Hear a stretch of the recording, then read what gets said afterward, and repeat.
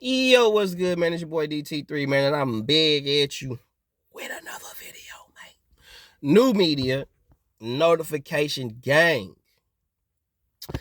Gold squad. It's what it is, man. Let's check this out. Now, been watching, the hype train and the build up to the Edgar Berlenga Canelo fight and all that shit. And you see Edgar Berlenga talking to, the Andre Wards and getting advice from him and shit like that. And I'm seeing how Edgar trained and everything, and I'm like, I think Edgar is going to overtrain. And I think Edgar is not going, the moment is going to be too big for Edgar in the long run. I could just see him. He's too excited. Like you can see he's amped, he's excited, he's da da da. Meanwhile, Canelo just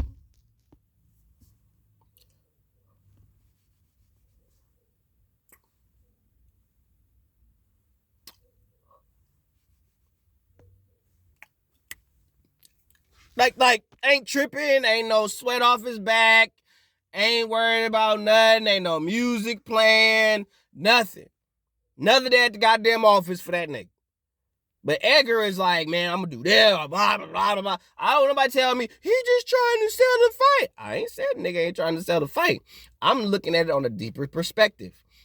His energy, the way that he's training, the way that he's trained in prior fights.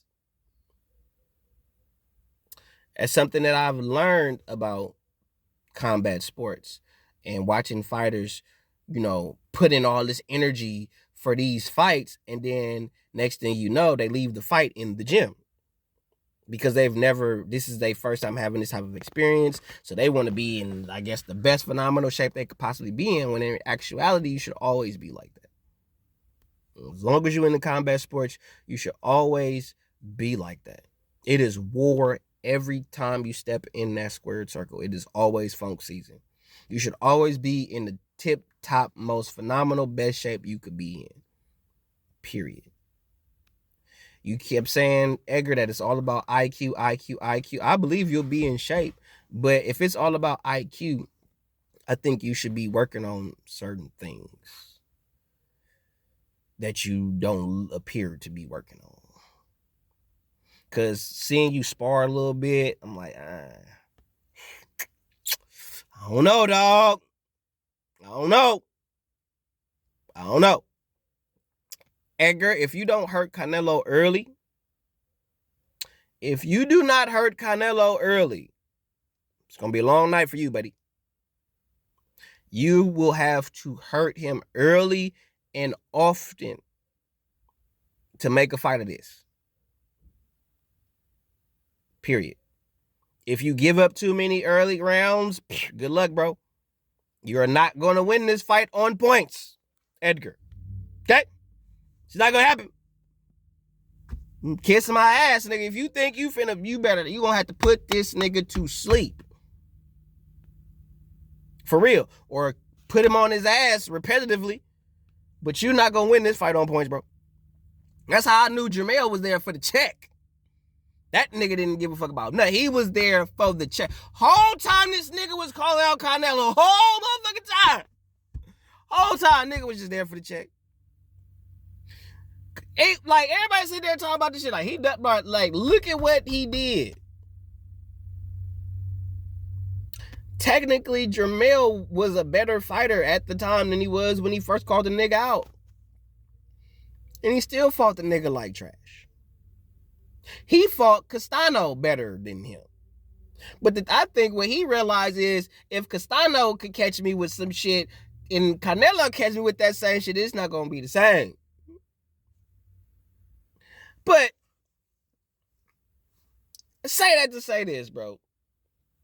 Edgar, I think you training cool. I think you're doing, you're doing your part. But I think you're going to overtrain. And I think the moment going to be too big for you. I think once you walk out and you see all them people and the spectacle of the event and your name in the rafters and all that type of shit, I think it's going to hit you in a way like it's going to be too much. And I think that's what's giving Canelo an edge over you. I don't think it's going to necessarily be like IQ. I think it's just going to be the moment is going to be too big for you. I just think the moment is going to be too big for you. I don't think you're going to be able to handle it. Seeing all of them celebrities right there in the front row, at the ringside seats or whatever, I just don't think you'll be able to handle that. And I think you're going to leave the fight in the gym. I think you want the fight, but I think you want it too much to where you're gonna overtrain because you think I gotta be Canelo, I gotta have better, I gotta be Canelo. I was like, bro, all you got to do, Edgar, is be the best version of Edgar. Stop thinking about Canelo, I gotta be. Let me be the best me, because that's who he's fighting. He's fighting you. So be the best you. Okay? Number one, from looking at your fights, you don't have the volume. To beat Canelo, there are 2 fights you need to watch. Actually, 3. But to be in all honest, I would say watch 2 because these are the 2 fights he actually lost. Floyd Mayweather, Dimitri Bivol. Watch them 2 niggas. That's how you beat Canelo. You see what Dimitri Bivol was doing? Popping that jab on him. Bam, bam, bam, bam. Keeping that shit in his face. Kept that jab on him. Popping him. Bing, bing, bing, bing. Touching him. But he didn't stop. Every time Canelo came forward, tried to put that pressure on him, Bivol was like, nigga, if you don't get your little ass the fuck back with that shit. And it didn't stop. Bivol did not stop. He didn't slow down. He did none of that shit. He kept that same pace. And Canelo is used to niggas slowing down as the rounds pick up. More rounds, the rounds go on and on and on. You start getting into the mid to the later rounds. Niggas start to slow down a little bit. Not Bivol, nigga. It's like, no, pop, pop, pop, pop, pop, nigga. Still touching you the fuck up.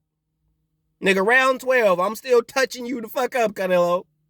So, if you can't keep him on the end of your jab or the end of your 1-2s, or you cannot consistently outwork him, he gonna beat your ass, bro.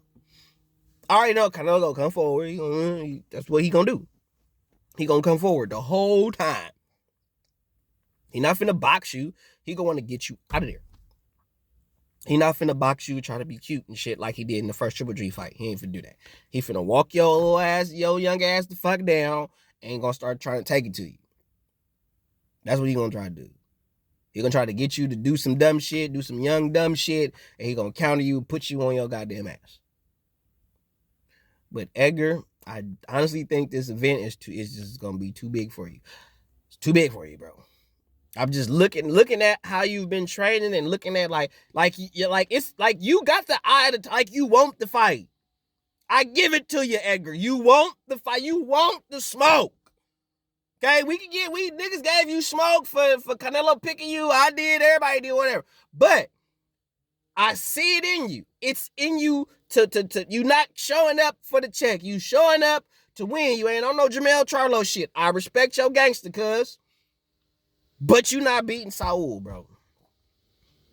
You're not going to win. Do I think you're going to have moments in the fight of success? Yes. But you're not winning. You're not going to beat Canelo, bro. Canelo going